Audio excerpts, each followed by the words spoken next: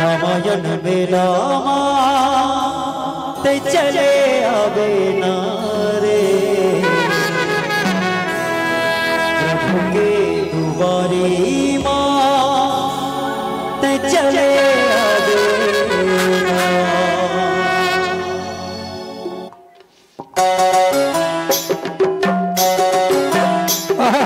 ताली बजाते हुए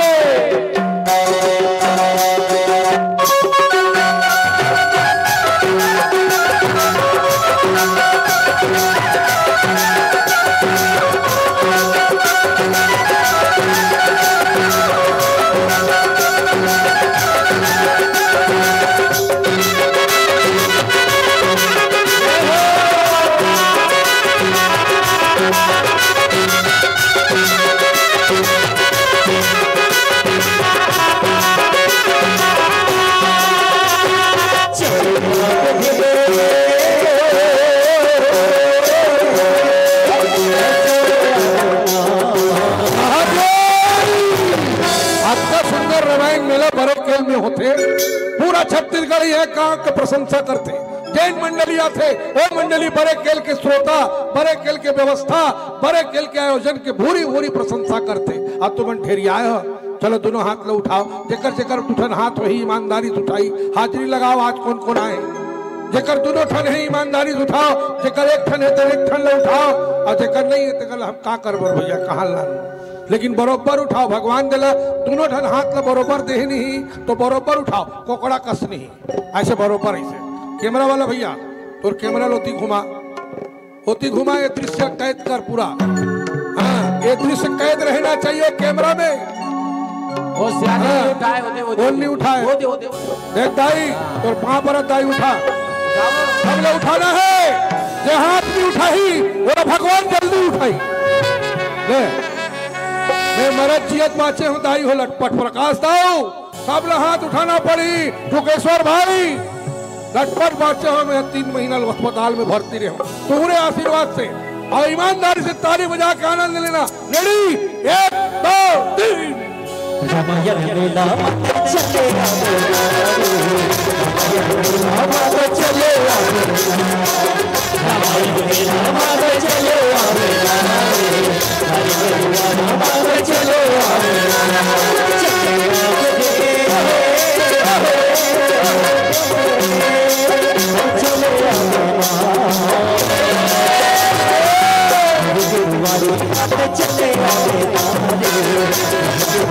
माता चलो हर के दुआरी माता चलो हर के दुआरी माता चलो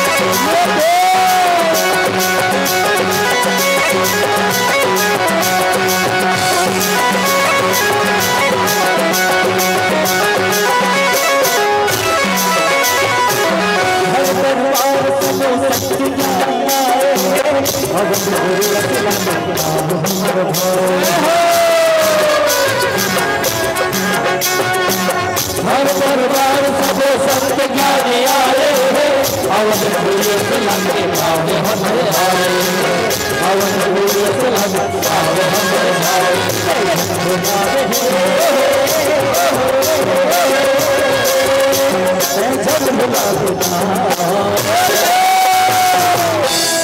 मैं हाथ ताली बजाकर काबर कथो जानतो बोला बने लागी की कहा विज्ञान है, योग है, मेडिकल साइंस है, ये प्रमाणित करते हैं। जो व्यक्ति ईमानदारी से ताली बजाई बोला जिंदगी में कभी लकवा नहीं मारे, न हार्ट अटैक की बीमारी नहीं। वो कैसे? ये शरीर के अंदर जबका नस और नाड़ी है, वो मेन पॉइंट ये उंगली मन में, अंगठी मन में, दोनों हाथ आपस में टकराते तो ब्लड सर्कुलेशन सही रहते। और भगवान कसम जेकर ब्लड सर्कुलेशन सही रही बोला जिंदगी में लकवा नहीं मारे, न हार्ट अटैक की बीमारी नहीं।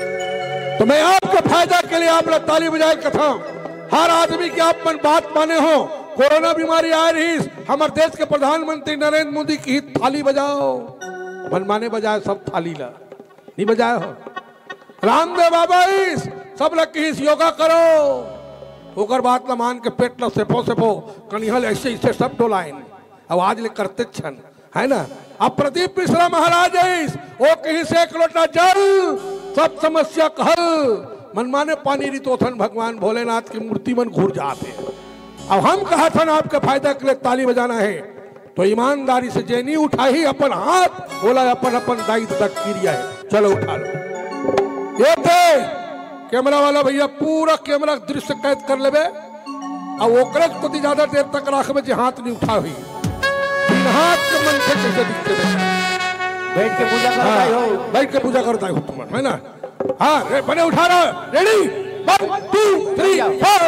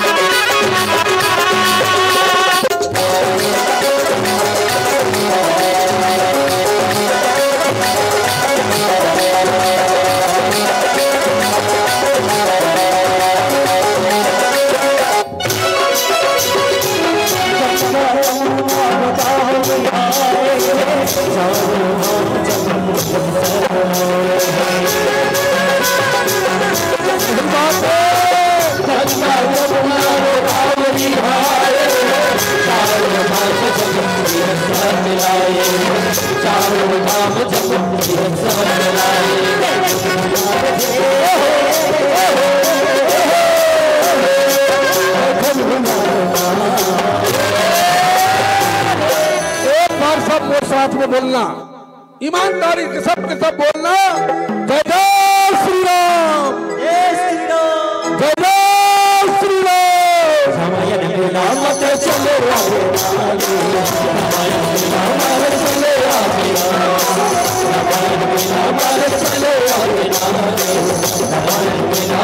चलो